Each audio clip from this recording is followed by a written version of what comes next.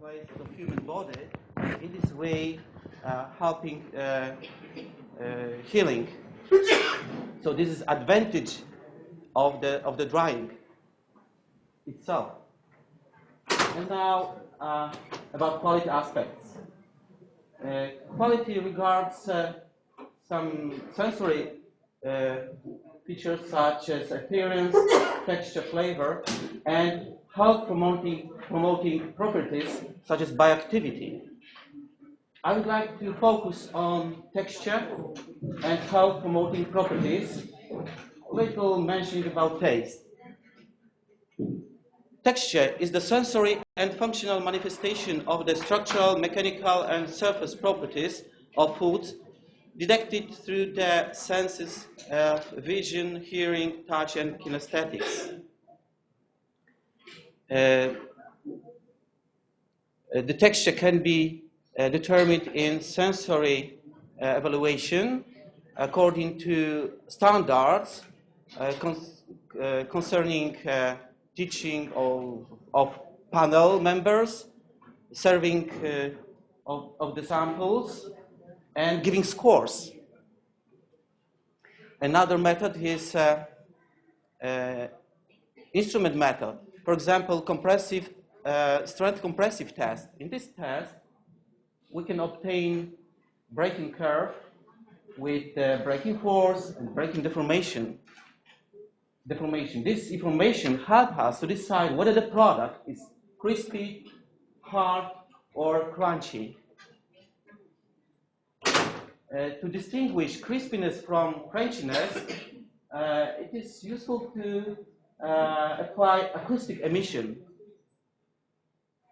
This shows us a correlation between instrumental and sensory results for a clear cube's hardness. This is not a linear relationship, but it's a perfect relationship. Usually, chemical composition is determined using standard tests, antioxidant capacity using ABTS or FRAB methods. In the first one, ABTS radical cation is decolorized by antioxidants. We can say that the brighter color of solution, the higher antioxidant power is. And FRAB means ferric reducing ability of plasma, or about the plasma we could hear before. Potential antioxidant reduces the ferric ion to the ferrous ion. And now, how to improve the quality of dried product? To obtain a proper structure of the food product, we can use a special method of drying. In freeze drying, we can observe numerous of pores of low diameter. In vacuum microwave dried product, the pores are not such numerous, but there is a huge difference with the diameter of the pores. And in the hot air dried product, there are no pores because of the high shrinkage. And therefore, we can expect very soft texture in the case of freeze-dried product, crispy or crunchy texture in the case of vacuum microwave product, and usually hard texture regards hot air dried product. If the moisture content is low, is not so low, it could be also soft. There are some examples of shrinkage caused by drying for a carrot cube. After freeze drying, vacuum micro drying, and hot drying. Another examples concern dried garlic slices. And also the shrinkage can be significantly reduced by application vacuum microwave finish drying after hot air pre-drying.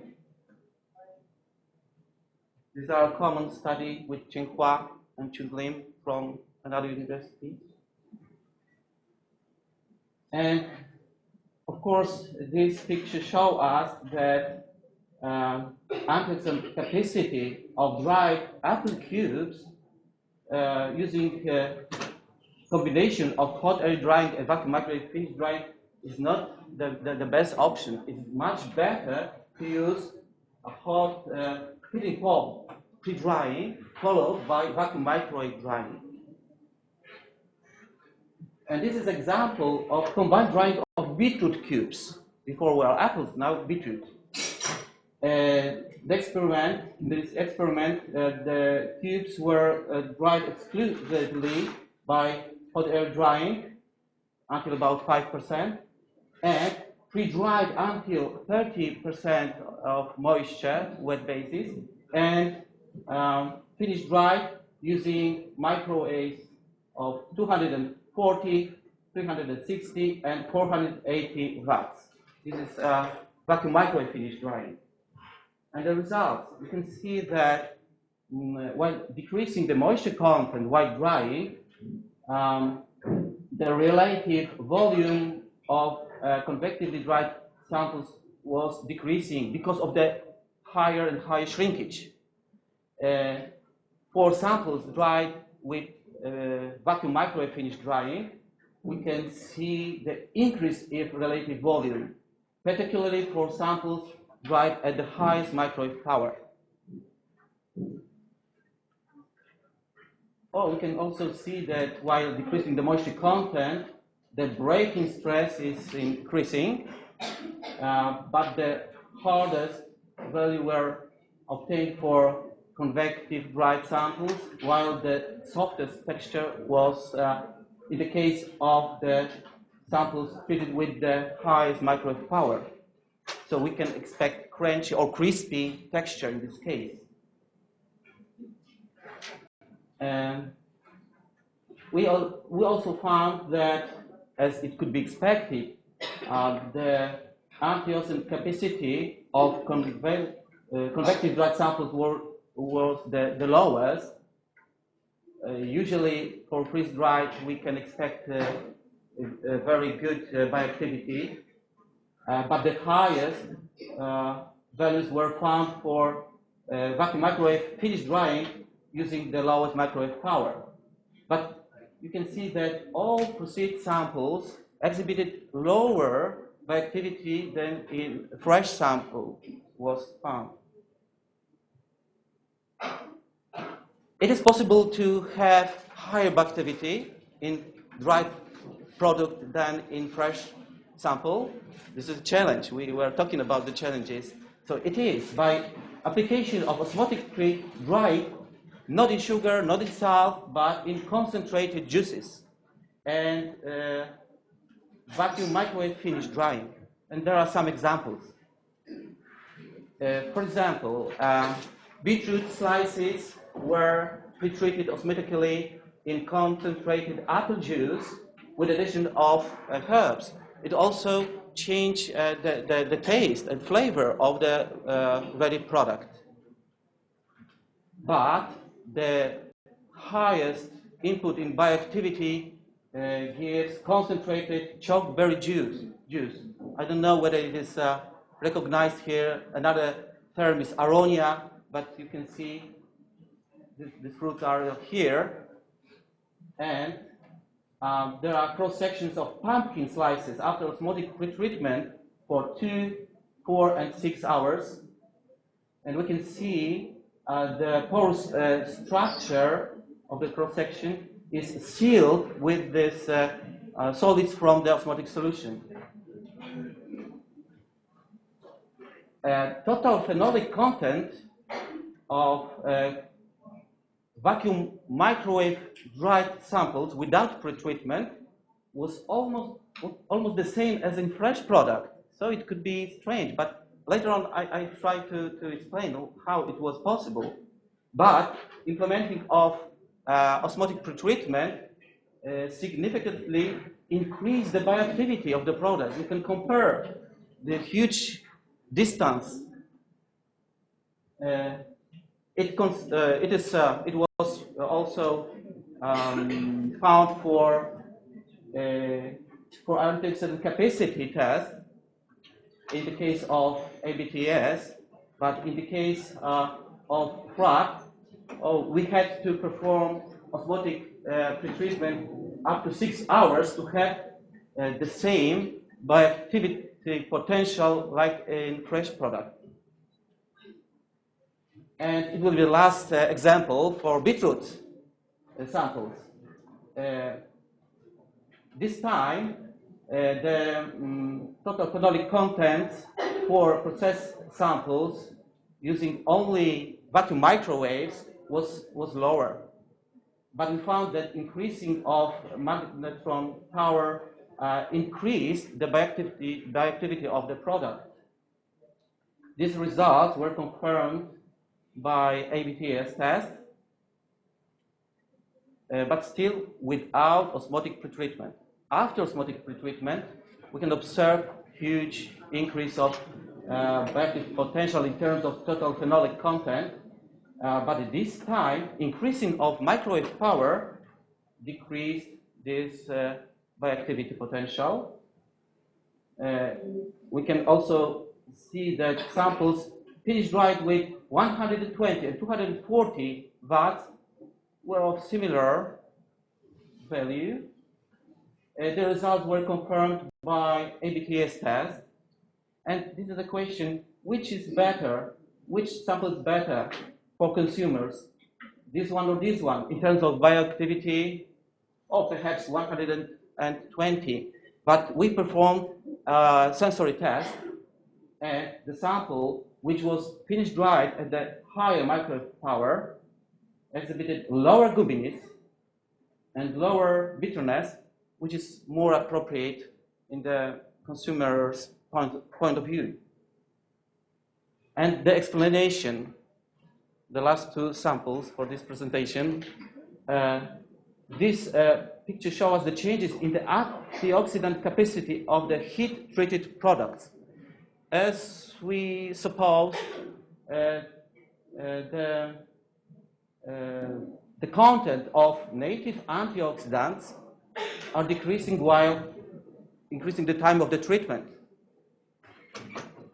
But simultaneously, a new antioxidants are formed, and the amount of the new antioxidants increases while the thermal process. There are more components based on Maillard production reaction, and therefore the antioxidant capacity at the beginning is decreasing up to the critical point, and beyond that point is increasing. So despite of the moment of completing the drying, despite of the taking into account the kind of raw material, we can obtain different bioactivity, even higher than in fresh product. But if we apply osmotic dehydration, we can significantly improve this bioactivity. So the bioactivity of the product depends, from one hand, on reduction of natural bioactive compounds and formation of harmful compounds, and from another hand, on formation of new compounds with high antioxidant properties. So it seems the best way of producing dried product of high quality is simultaneous or successive use of several methods of drying. And 5 conclusions. Drying process, ensuring microbial safety, reduces volume and weight of the food product. Desirable texture of the food product can be obtained by application of relevant method of drying in terms of texture, as you can see. Combined drying, when properly applied, might provide attractive texture and taste, as well as high bioactive potential of the dried product. The most promising drying process in terms of the quality of final product consists of combination of osmotic pretreatment, heat pump dehydration, and vacuum microwave finish drying. Changes of the antioxidant capacity of food product during thermal treatment caused by formation of new compounds requires comprehensive studies. Thank you very much for your kind attention.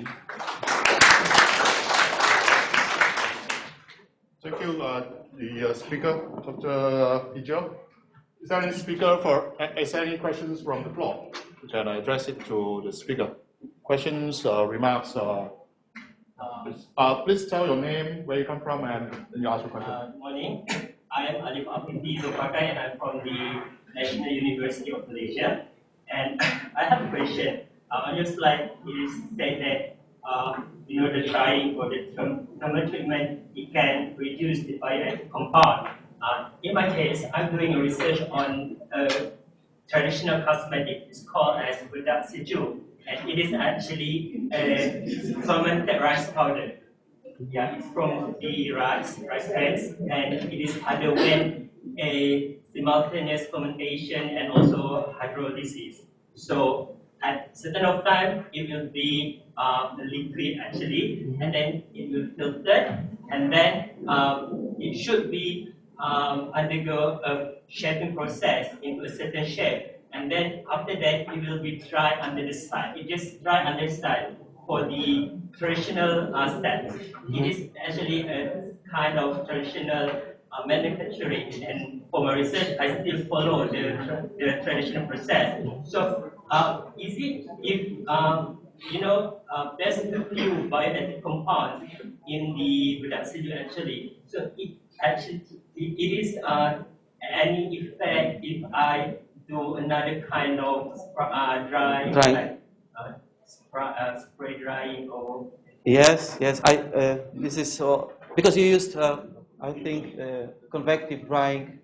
Yes, convective drying you used. Yeah, there are a lot of methods of dehydration, including spray drying. Yes, spray drying takes short time. However, the temperature is still high, but while evaporating, the heat is absorbed by the water, and sometimes you can receive good results. We dried using spray drying yeasts, so microbials also, and they survived. So it is a good method. And microencapsulation would be also a very good option for your products. I show my students microcapsulated powder. It was dried 20 years ago, perhaps, for Germany company. And when you smell it, it's awful, because this smell comes from the shell. And I ask them to take on the finger, to crush, and smell it again. It's beautiful. So the compounds, shell, could be protected against the environmental, and we could put to the different stuffs, yeah. But vacuum microwave drying and for sure freeze drying is the best method. Consider it as the best, but it's expensive. We can discuss later on also on this topic. Do you want to ask a question?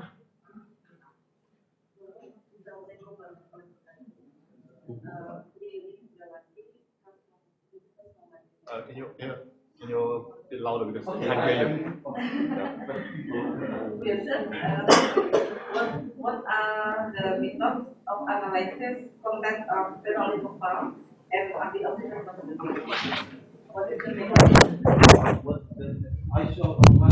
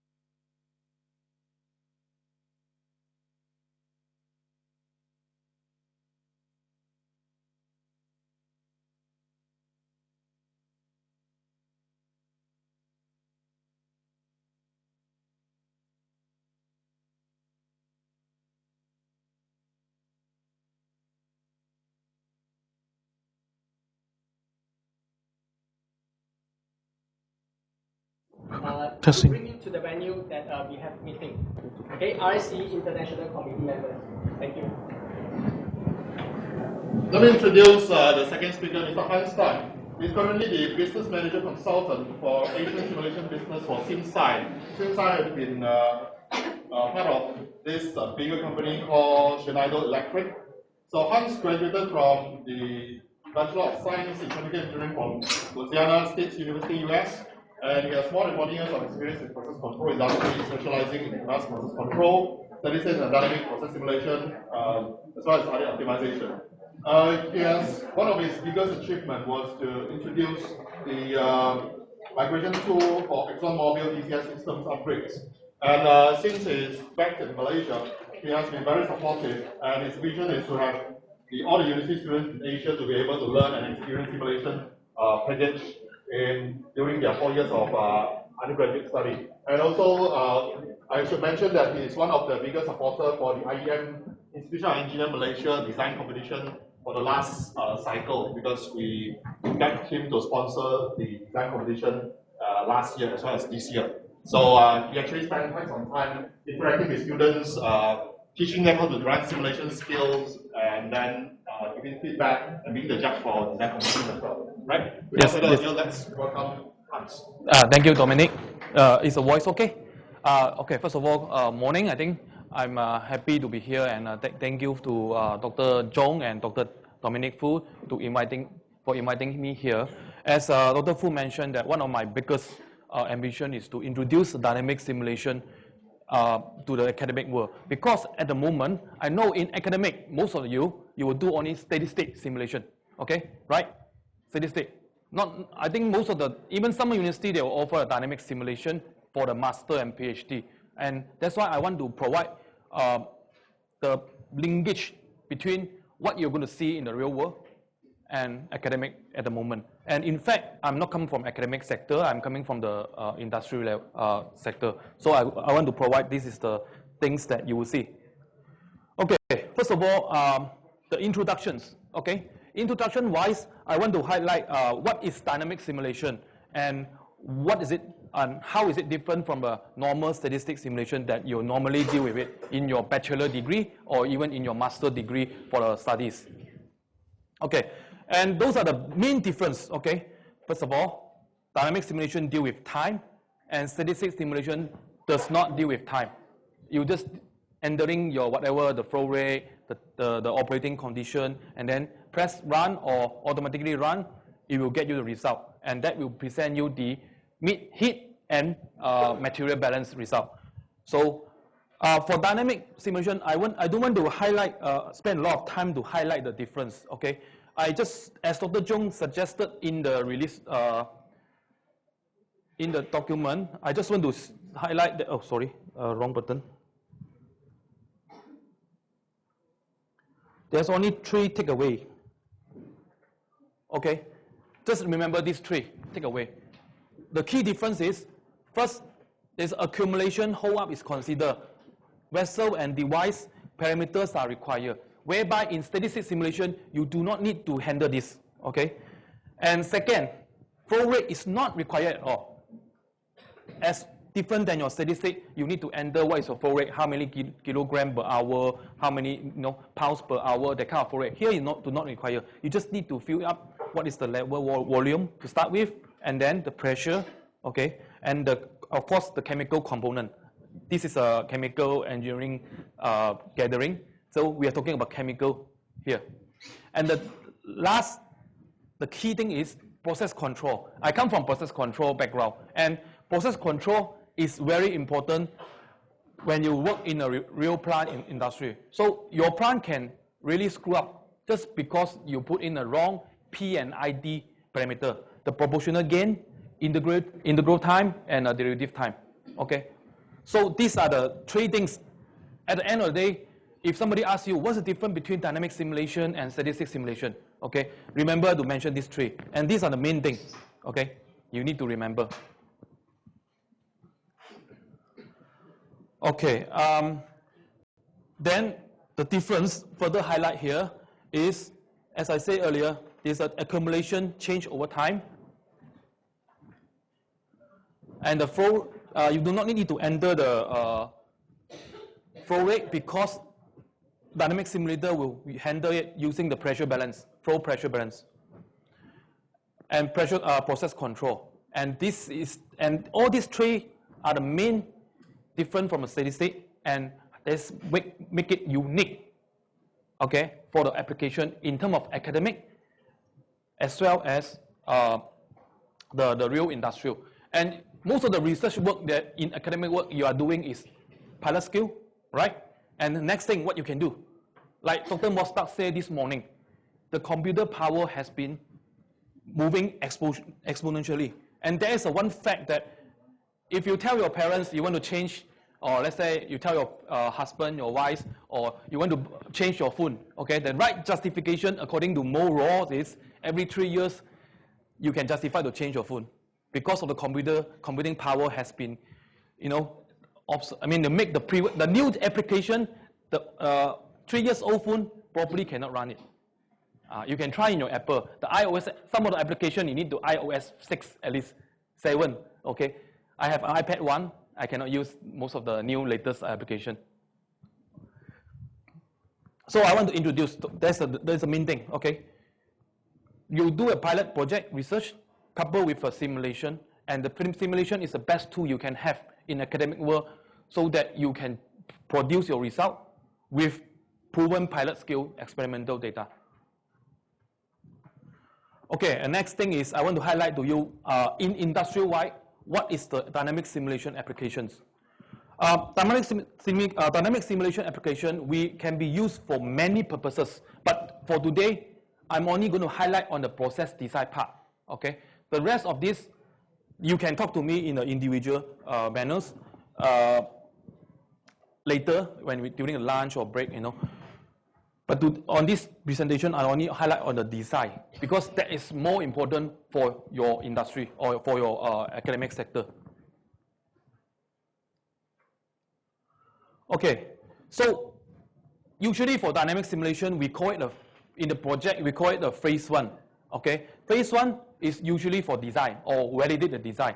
You need to test drive your plant in the office, not in the field, because if you test drive your plant in the field, that will cause accident, delay your startup time. A lot of issue can happen, and even you cannot get a management approval if you want to tilt something. They will say, do you have the experience? Tell me why you change this parameter.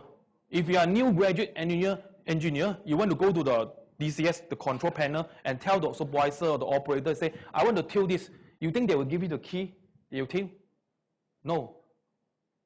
Okay, you need to produce some sort of things to convince them. And one of the best tools to do is this dynamic simulator. You can explain, you do a tuning in the dynamic simulator, you bring it over there. If I tilt this into this, okay, this is what you're going to expect to happen. At least you have something to show them. Okay? And for design-wise, reduce the equipment cost through the reduce over design. And I will highlight this part in the later. I will use one real example. You know, Technique, the engineering procurement contractor, they're getting a lot of projects from Petronas. Okay, and verify safety of relief and flare system, and this is one of the most widely used in the beginning. It also becomes a API, American Petroleum Institute standard of using dynamic simulation to verify the flaring and relief. And whether the control, for example, the compressor anti-surge. And you might ask, there are many control you can do. Why particularly you want to do it in compressor? Because in the real plant, if you have done plant design, and compressor is one of the most expensive equipment there. Okay. And analyze for operation for the highly integrated plants. And I'm not sure you have anyone from Philippines.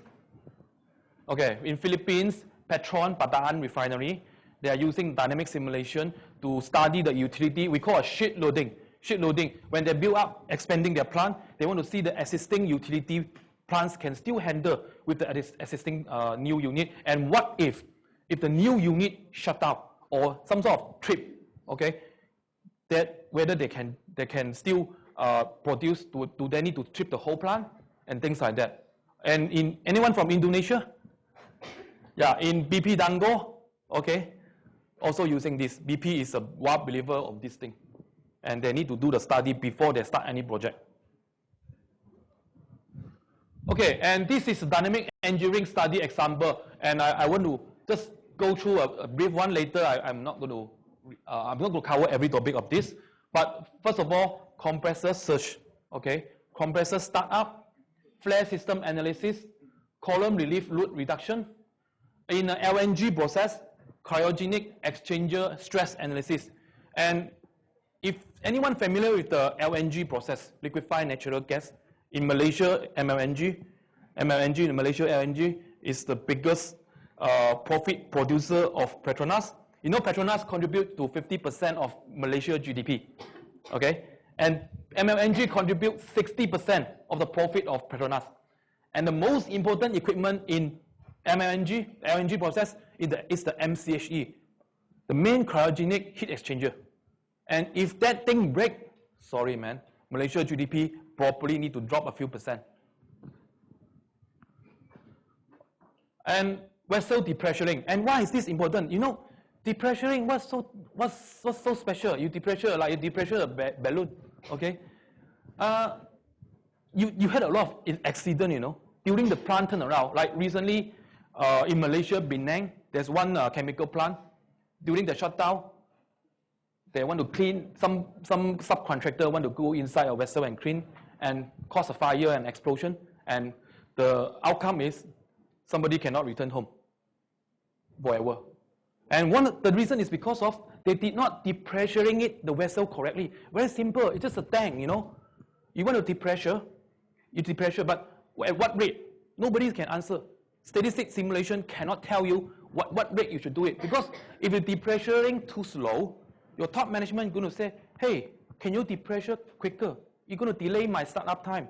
You could everyday production stop is money, a few millions, okay? So if you're depressuring too fast, that is the big change of the pressure and also your equipment metal.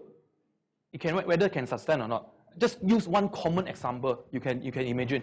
For example, you take a cup of water in a glass cup or even plastic cup, put it in the freezer, okay?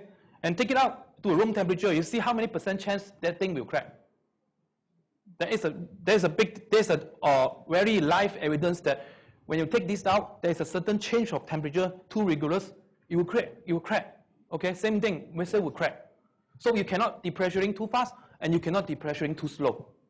So dynamic simulation is one of the things that you can test because when you build your dynamic simulation, you have to enter, following the this equipment data sheet, you enter all this material, what kind of steel we use, what kind of conductivity, and then you do a depressuring, and that will tell you what is the rate that is suitable, and whether this metal will crack, can stand or not.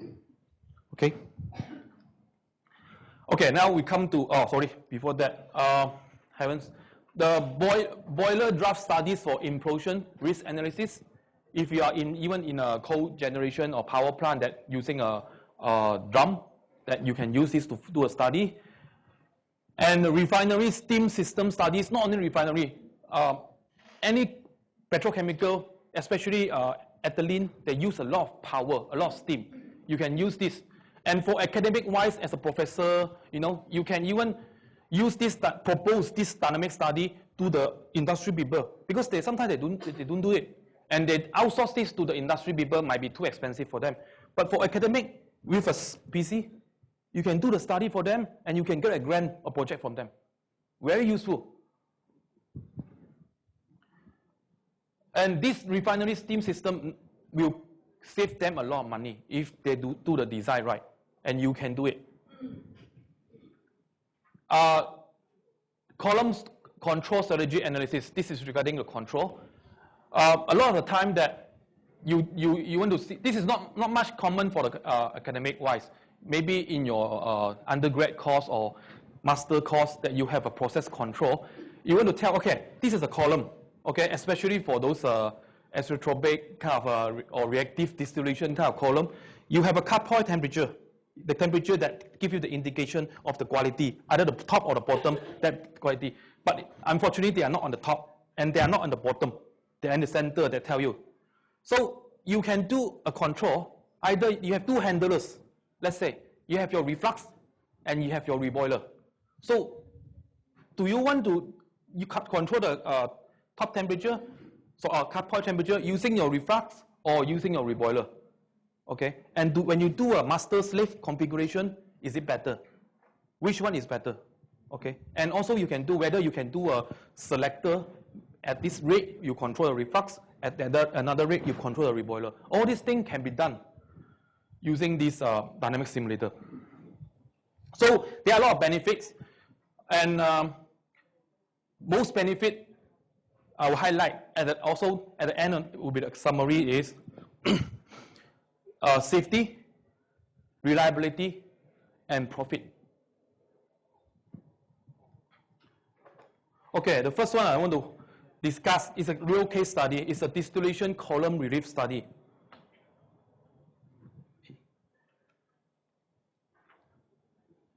Okay, so for this kind of topic, the big challenge is relief from a columns are the largest contributor to a refinery flaring system.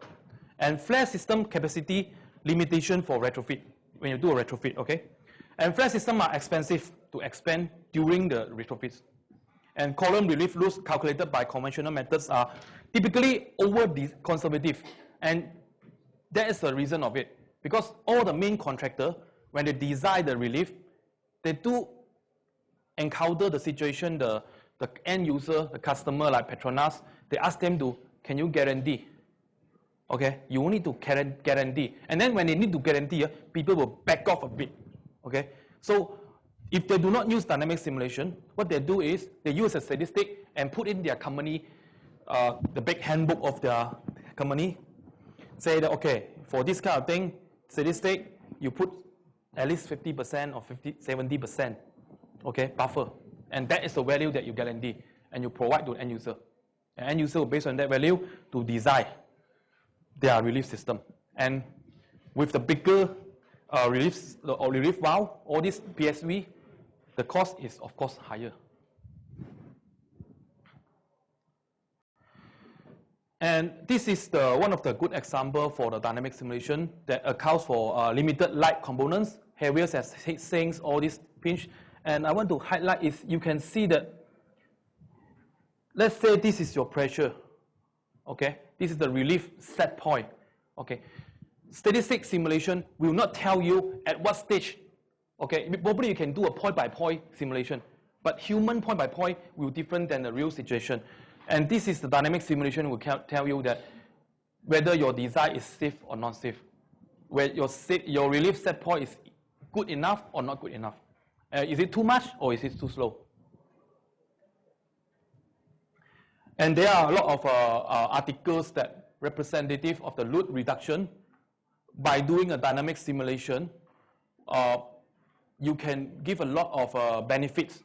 But usually the big one is the heavy oil upgrader and FCC, fluidized crack cracking main fractionator. And in US, as I mentioned earlier, API, American Petroleum Institute, there is in 2007 they make it that hard-coded for this to dynamic simulation, pressure relieving and depressuring system. So why is this important? Because this is the code. All the refinery, when they're subjected to auditing, they have to explain why you design like this, why you do this. And they have a book like ISO and all this. For them, some of them is API. And this is another case study for the alkylation unit.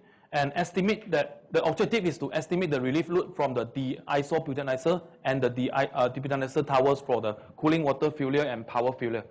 So, and at the same time, it will also verify the impact of safety instrumented system, they call SIS. So, the result of this dynamic simulation study, the estimated low relief loads of 20 to 70% compared to static loads. So, there is a potential here that we can save.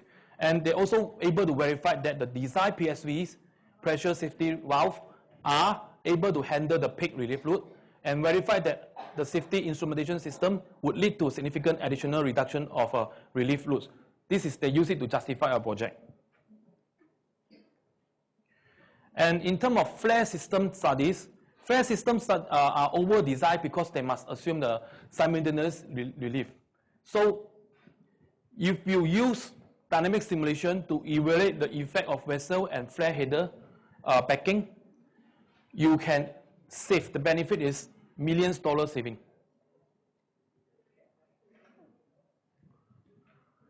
Sorry about this font, a bit difficult to read. Okay, in terms of value, this is another value, is capital, saving money, production, increase the production, and when limited by the peak relief loads. Those are the typical benefit. And this is one of the snapshot I took it out from one of, the Technip is the EPC. They did a presentation in a conference in 2011 in Paris. Yeah, talking about how they design the grassroots refinery, and they show that the important saving on whole refinery, flare system limiting the dynamic simulation for carefully selected system. They do the design conventional method using a steady state plus their own buffer. Okay, based on a steady state, the flare header diameter had to be 130 inches, stack height has to be 280 meters, and relief load is 6,500 tons per hour. But in fact, using a dynamic simulation result, they verified that you don't need so much because those are the buffer. The buffer is too much. In fact, they only need 76 inches of the flare header diameter, and the height is 180 meters. Because of the relief loads, it's only 2,700 tons per hour. So the saving is 20 million euro. Okay. This is the depressuring studies I mentioned just now, and it's quite easy. As I mentioned, you can imagine the glass taken out from a fridge. So this one I will skip. Okay, this is just some of the graph explaining the peak temperature at lower pressure. Okay. Same thing, this is the MLNG cryogenic exchanger stress analysis. So as I mentioned earlier, the most expensive piece of equipment in the LNG process is a cryogenic exchanger. So by using dynamic simulation, you can do the stress analysis for this. Same thing also, the depressuring for minimum metal temperature specification. This is skip. Okay, steam system studies. This is the things that usually you look for saving, utility saving. Okay, boiler, fuel water, steam user, pressure let down station, all this we build it in a dynamic simulation. Okay, and in terms of steam system studies, you can improve the control designs, you can verify the pipings, you can develop the steam load shading strategies, as well as better understanding of the sensitivity, like for example, the RAM rate versus the actual RAM rate. In Indonesia, Philippines, you have a lot of new power plant. Okay, power plant is like booming, So there are some independent power plant. They are not like 100% all the time. They are like on-demand generation. So if there's a dip on the surge on the power, they need more, then they will need to ramp up. So how fast they ramp up, contributing to money. If they ramp up faster, they hit the target, they start to collect the money from government. But if they ramp up too fast, they're going to got the accident. Then it's another things they have to evaluate. Too slow, of course, they lose the opportunity.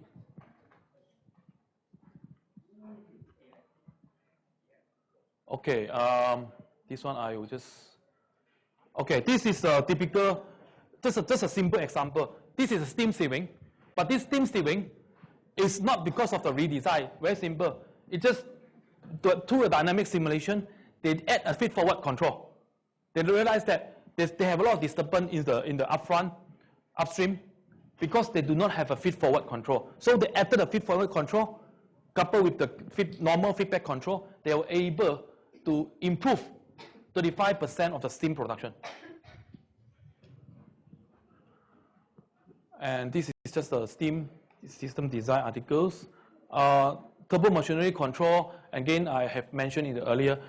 In terms of turbo machinery control, this piece of equipment is very important and very expensive. So the challenge, and we can use this dynamic simulation to do a compressor system modeling so that to help you to faster start up the process, okay, the whole process because of the compressor, and as well as study the searchlight.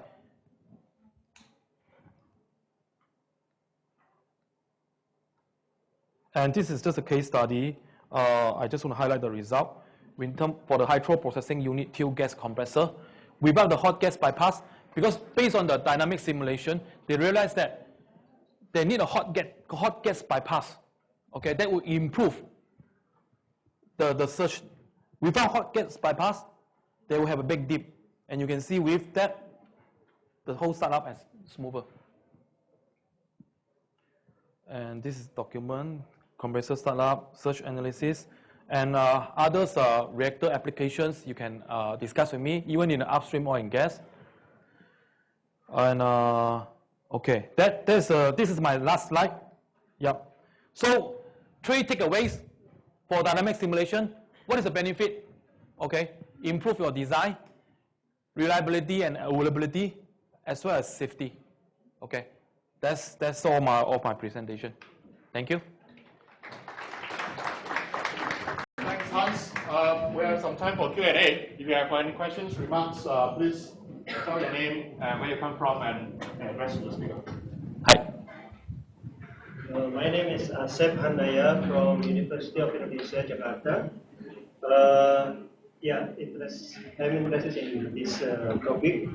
According to, you come from a company, right? Yeah. So, according to your experience in your company, so how long the fresh engineer from chemical engineer can tune in a kind of activity for dynamic simulation or dynamic engineering? Because we know that in our curriculum, we teach about steady state and also dynamic, but not much. So, in average, if fresh engineer enter in your company, how long in average? 1 year or 2 years to know about how from the simple logic to complicated logic, and also from design a system control to improvement. Okay. So because or maybe in your company, not from fresh engineer, but from EPC company and to your company. Okay. I can share with you my experience. Basically, if the students have the steady state simulation background, as well as he knows he got enough chemical engineering knowledge, he can learn this in one of the course. There are some universities that design a course, a 1 semester course. When he finishes the course, he will be able to do the dynamic simulation. And if a new fresh graduate doesn't know about anything about dynamic simulation, they join the company. Normally, there will need to be 1 week training plus 1 project to grow him up. Okay, because training cannot really make you become an expert. It's only when you, after the training, you immediately do a project. You encounter a challenge, you troubleshoot, there's an engineer, you need to fix the thing, okay? Then after 1 project, I would say, not how long, I would say one training, 1 project. Okay? Improvement or to design? Yes. To design. I would say if you take a normal project about 6 months to 9 months, so that is the rate. Up to the speed you can do a design. That's why for master student, a different story. Master student, if you already graduated, with those who have some working experience, straight away they can use this, they can do, coupled with their theory. Okay. For professor, it's even easier because some vendors, they use it to develop an operator training system. I think you might aware, like Indonesia IP, Indonesia this Java Power, IP Londa, IP Surabaya, and also this what is it called, PJB. They're all using this dynamic simulation for training their operator. Okay. Any other questions? Hans, Yes. we know that the technology is improving like exponentially, right? Yes. But from what I see here, although dynamic simulation has been mentioned for quite some time now, but it has yet to go into the smaller scale, like in the handphone or tablet. So because the students right now, they have at least a smartphone or a tablet, right? And then when I teach process control, it is difficult to show the dynamics of the system to the students. So what is your take on that?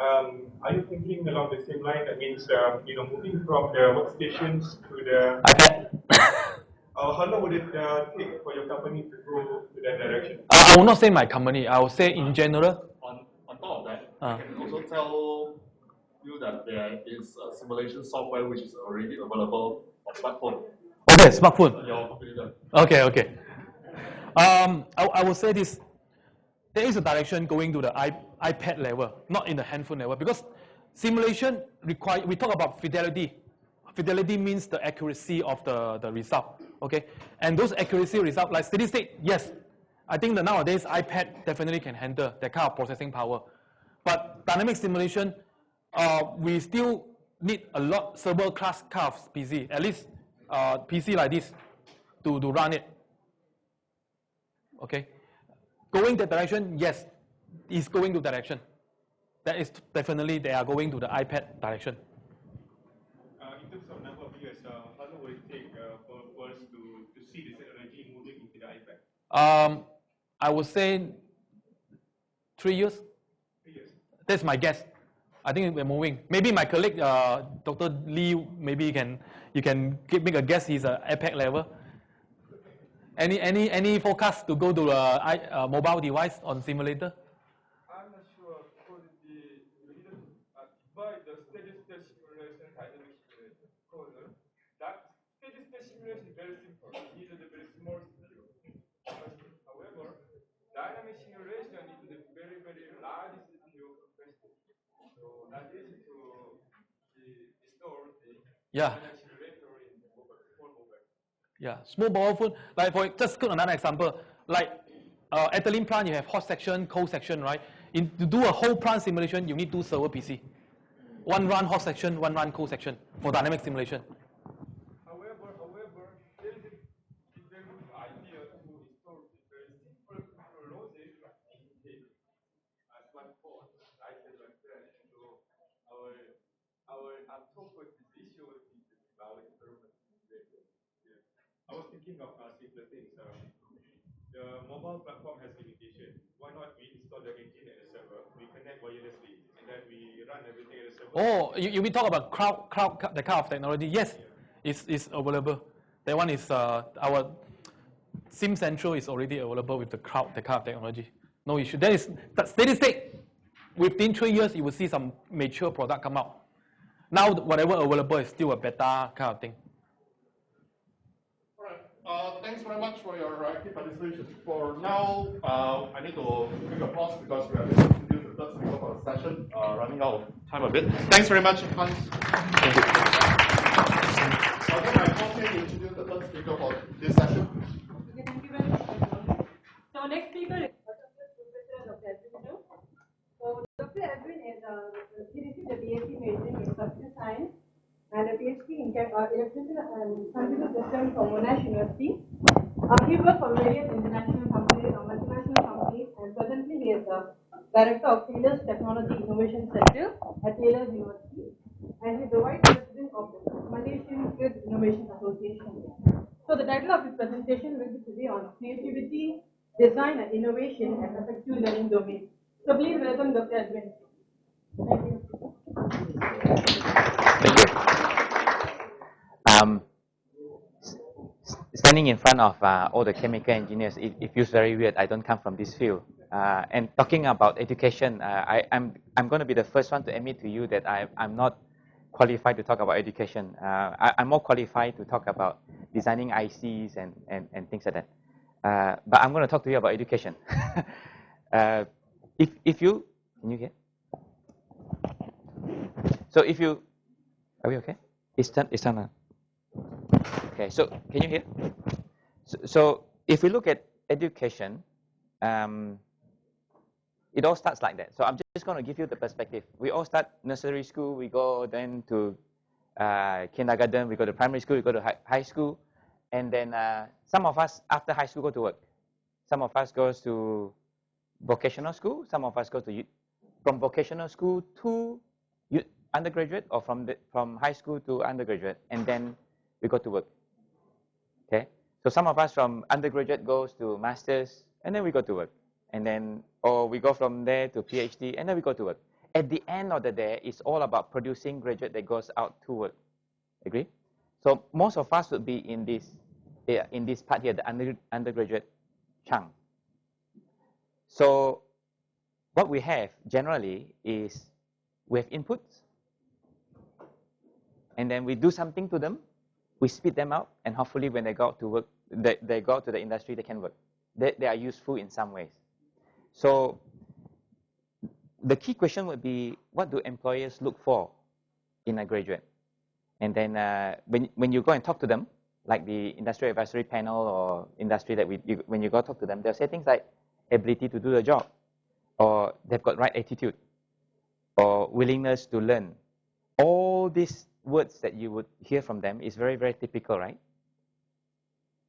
Okay. Now, when you analyze all these things that they say, at the end of the day, I can group all those things into three things. Essentially, what they are looking for is people who has got discipline-specific knowledge. You have to, right? So if you're coming out as a chemical engineer or mechanical engineer, you must have the discipline skills. The second one is that they're looking for people with soft skills. People who can work with others, people who can communicate well, and things like that. They also look for people who has got cognitive skill. So let's look at discipline-specific skills. This has to be given. If you have got a program, you must design the discipline-specific knowledge in there, and you design in such a way that it would pass the National Qualification Agency or the professional body would approve it. Now, you would also have to design it in such a way that, you know, students today, they actually look at the university that they want to go to. They actually look at the syllabus and they compare them and say, okay, I think this one is better than the other one. I have students that come to me and say, hey, I look at your syllabus, I look at my friends who went to the UK, the syllabus, and they compare. And from there, they decide whether to stay or to leave, or things like that. So you have to design your syllabus properly. Otherwise, you lose out. So discipline-specific knowledge is a given. It is there. We have to design it like that. Okay. Now then, what about soft skill? First, let me talk about soft skill. Soft skill is about the ability to have common sense, to have integrity, to have this ability to work in a team, to communicate, and so on and so forth, right? Now, the very interesting thing about soft skill is that if I show you this, if I take a fighter, MMA, he starts off usually looking like that, a bit slim. I put him in a cage and fight for a while, he becomes someone like that. Yeah, very typical. So if I take someone from the military, for instance, they all start like that. Little kid, funny hair, and then I give them training. Yeah, then I put them through exercise. I put them through simulation where it is like a war game or things like that. They have to work. They'll sweat it out and things like that. Then after some time, they become leaders.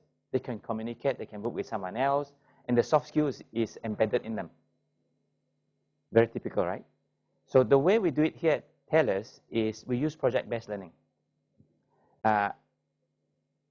There's a design module for every semester. So everyone has to go through that design module. They'll be taught component addressing teamwork, ethics, communication, presentation skill, and so on and so forth. All these kind of soft skills given to them. And then we ask them to work in a project team.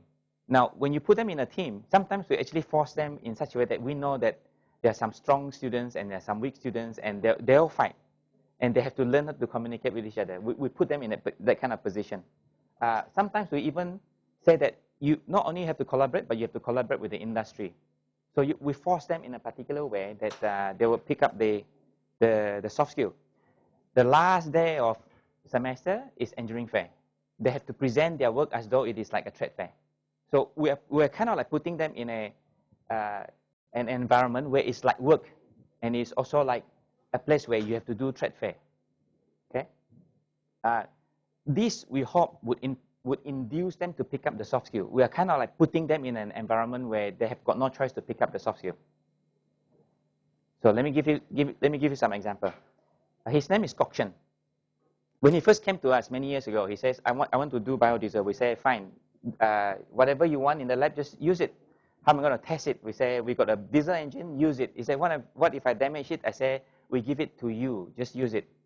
So over time, he produced biodiesel, and then he starts saying, can I produce biodiesel with less time?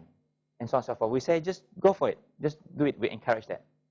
And then this other case, the boy in blue on the right, his team was given the challenge that there are many communities in the world that have got no access to clean water, no electricity. Do something for them. So they came out with this contraption where you've got dirty water running through this contraption. It takes the sun, it evaporates. It's just this distillation process, right? Collects water on the underside of the glass, and you pick up clean water on the other side. Okay? Simple process. So if you've got a device like that, it stands there, it just collects sun maybe for 6 hours. So these guys are not happy. You look at the bottom portion, it's got some mechanism over there. The dirty water that runs through, goes through the mechanism, and it pushes that mechanism. So this guy actually follows the sun.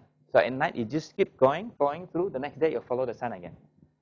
So the hope was that by getting these students to work on projects like that, it would help them work in teams and develop the soft skill. We were also hoping that the thinking skill comes in at the same time. This is another project. The these two girls, at that point in time, they just finished semester one. The project I gave them was thermal bag. You know when you go to a clinic and get your blood test, so they take some blood, the sample goes into a tube somewhere, and it goes into a fridge, not a freezer, the fridge, just to keep it cool, right? So a runner would come around with a bag. Inside the bag is a lump of ice.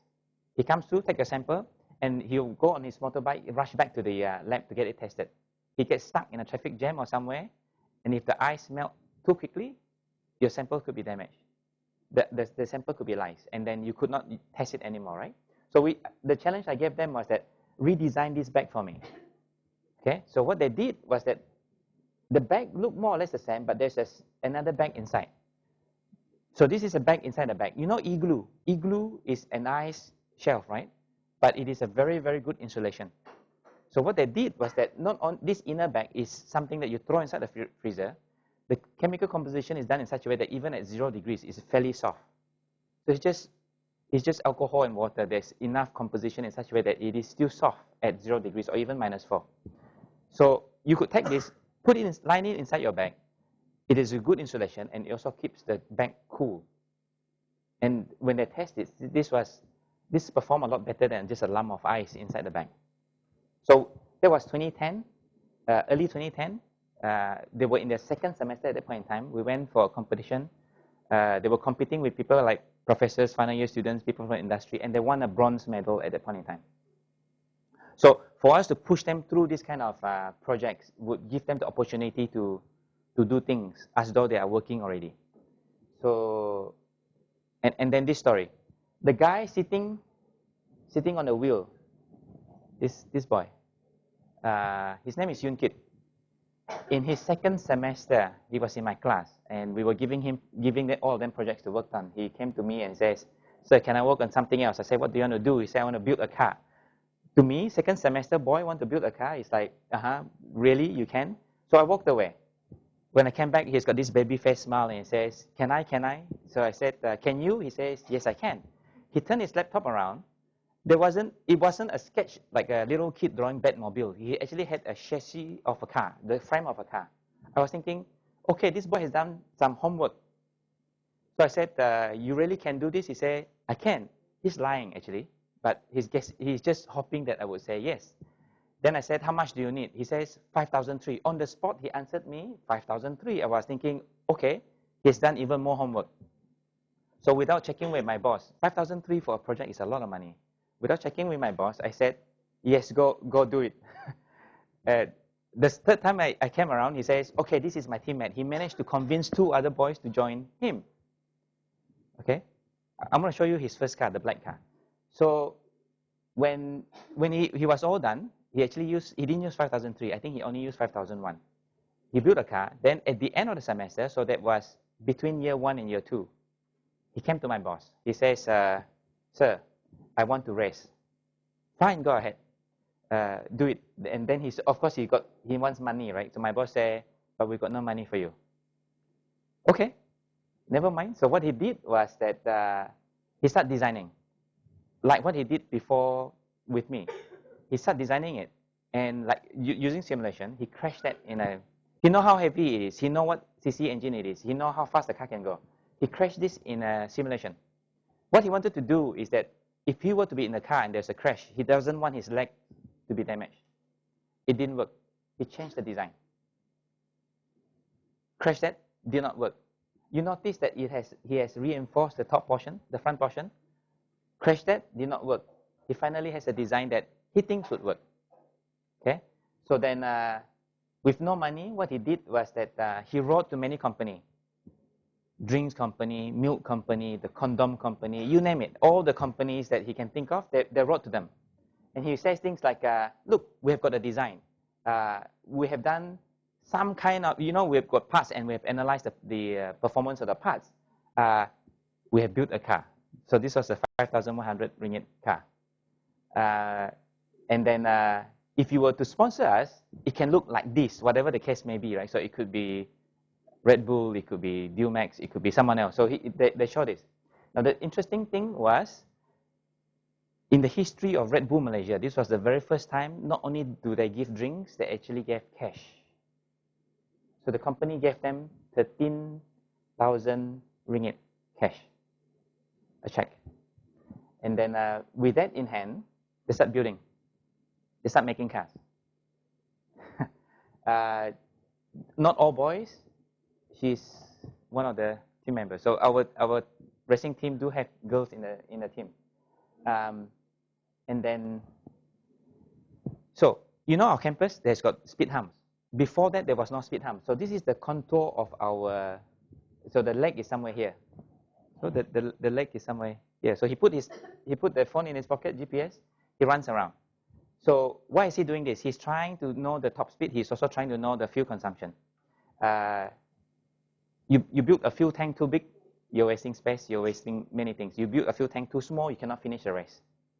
So they test the fuel consumption, and then they know the design. This is just year 1. Just year 1, they are thinking like a year 2, year 3, year 4 students, right? So race there. The first test they have to do was presentation. So they talk about the design, they talk about big things like that, top marks. Okay, this was 2010, mid part of 2010, in a state 200 kilometers from here. Okay, acceleration test, top marks. Deceleration test, top marks. Qualifying round, he was saying, when I was talking to him, he said he was so eager to downshift. He downshifted too many times, he blew the whole engine. Interesting? So what we were told, I wasn't there that day. People was clapping because it's like, this guy is gone, no longer a competition. Fine. What they did was that they pushed the car in the garage, took the engine out. Him and I think a few others drove the engine back to KL. That was on a Saturday evening. I still remember I was on the phone with him. He says, I'm trying. He was trying to find someone to open up a store. Saturday evening, everyone is closed. Open up stores to sell him parts, to at least get the engine going again. So by the time he got the engine working, brought it back to Malacca, which is about 200 plus kilometers from here. 3 a.m. I was told. They fitted the engine back in. They told the driver, you have to sleep. You are driving soon. Okay? That was just before the race. So because of the points, they were in position 13, somewhere in the middle of the pack. every round, after every round, one of my colleagues would call me, position what? Position what? So the fourth round, the fourth call I got, he was, we are first. I said, you mean we are last? He said, no, we are first. Okay, I didn't believe it. So when they were done, I asked the driver, Yun Kit, I said, how far ahead are you? He says, we lost count. We are either 3 laps or 5 laps ahead from the second guy. Okay? Guess what happened after that? There was protest, illegal engine. Okay, so the judge came, checked, it's good. Guess what? Illegal fuel. They checked and it's good. So the next protest, the judge said, look, I think they win. So they did not win all the prizes because they blew the engine in the qualifying round, but they won 2 of the 3 and the overall champ. Okay? Imagine your first year students going through all these things. They are just as good as having worked for many years, right? So they would have picked up all those skills that we talked about earlier. Now, that was 2010. That was him winning. He was so determined to put his finger up when he win that we were so... I mean, this thing is there's no power steering, right? So it's very heavy. We were so scared that he'll go someplace else. And anyway, there's a picture of him crying like a baby, which I shall not show. Some of his friends are here. Now, that team has now moved on to build more cars. The gold car was the second car, right? So this is the third car. There is a fourth car that is a double-seater. And this picture was taken 2012. You look at the team right now, from the boy saying, I want to build a car, to the team in 2012 like that. This is a company, right? There's no difference between this picture and this picture. This picture, this is Robert Noyce. Robert Noyce is the founder of Intel. Before he founded Intel, he founded a company called Fairchild. To me, these two images are very similar. The team, the group of guys who started a team and a group of guys who started a company, they are very, very similar. To us, this racing team right now is like a company. Now, if our students, we can put our students through that, I think the soft skill part is taken care of. Okay? So, what about connective skill? I know I got 10 more minutes only, so let me quickly go through this. What is connective skills? Connective skill refer to something that involves the brain, right? The thinking process and things like that. Now, the question is how can we teach connective capabilities? So how can we teach these higher order thinking skills? What we have done, I'll share with you what we have done. But so in a lot of cases, what we are assuming is that it's just a byproduct of the learning process. I teach you something in your process of learning. You also it's a byproduct that you actually learn the thinking process. That's one type. The second type is that it's actually taught as a subject itself. If you look at the Cambridge A level, they got a subject called thinking skill. This is a subject called 9694. You can actually study a module called thinking skill. So it can be taught like that. Or it can be assumed as part of the teaching learning process. So in Singapore, for instance, there is a program called Thinking School Learning Nation Program, where the intention is to instill this higher order thinking into the students, right? Now, let me talk about that program. The program was launched in 1997 with the idea of infusing this critical thinking through the mathematics curriculum. Okay, you can read more about it in a paper here. Now, someone subsequently in 2005 did a study and found that that higher order thinking did not occur. So with the government putting millions of Singapore dollar into this program, they found many years later, like 6-7 years later, that higher order thinking did not appear in the students. Okay? So now if Singapore fell, and with so much money put into it, what's the chances of us, a school, being successful, right? So let me show you what we did. We start off in 2009. We had got this very informal session. We were just thinking of having a session where students can come and learn about these skills, right? So we had got things like a series of talks showing you video and having dialogues and to tell to students what is important and so on and so forth. What we found was that students from other schools got to hear about this, and they end up showing up in the class as well. So, okay, sounds good. And then we also learned that the number drops towards the end of the semester. So what did we learn from this? What we learned is that students highly motivated by marks. There was no marks there, right? So towards the end of the semester, where something else has marks, they go there. They don't come to this anymore, number one. Number two, those guys who remained towards the end, they were interested in something. So they were motivated by things that they are interested in themselves. Okay? So whatever they find that they're interested in and important to them, they'll come and learn. We also found out that there are certain, we do not know why some students are studying with us. Because when we ask them questions, it's like, why are you here? Don't know. Or what do you do? Don't know. So, or things like that. So what did we do after that? What we did in 2010 was that we introduced a module where we specifically incorporate knowledge and skills of creativity, design, and innovation into a module as a learning outcome, and we teach that.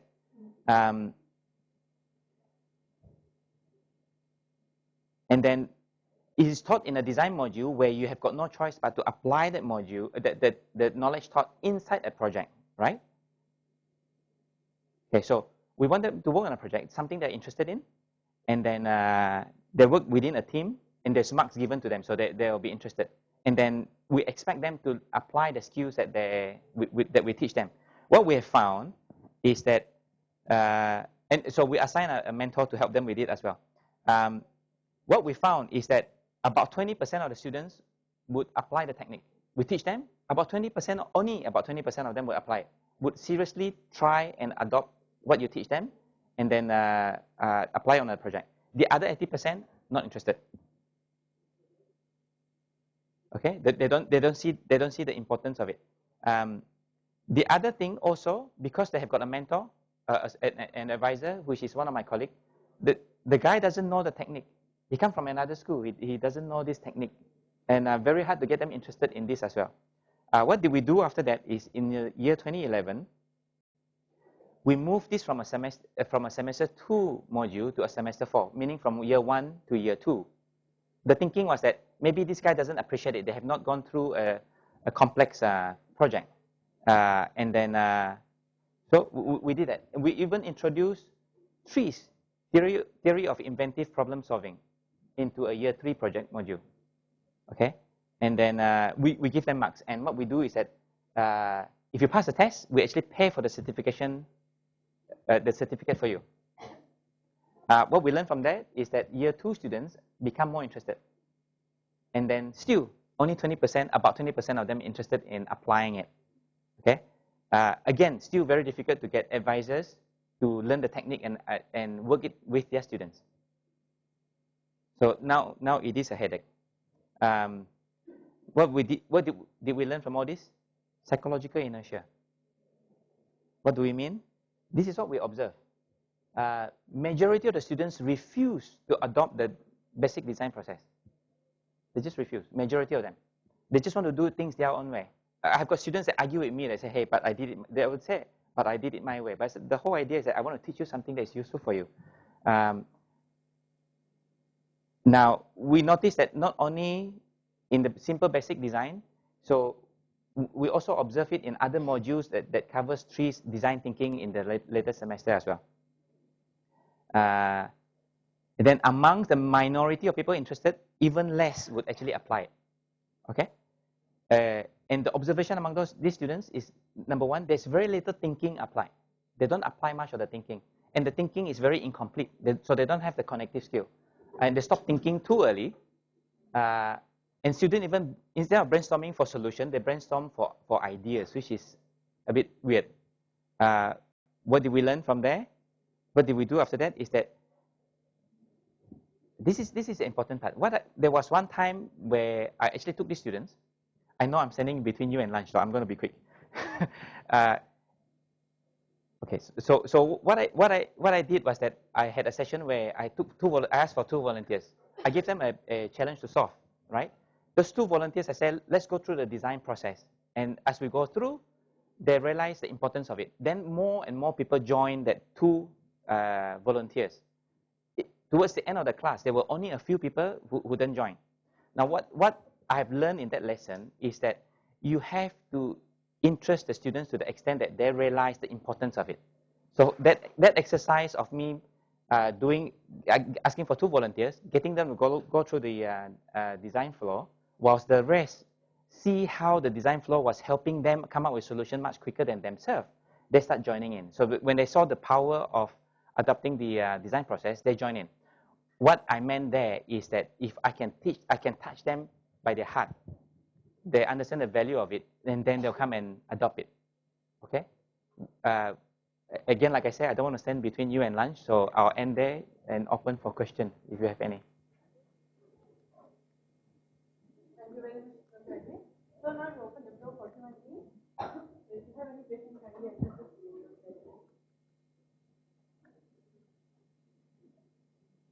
Very good. We are all hungry, so let's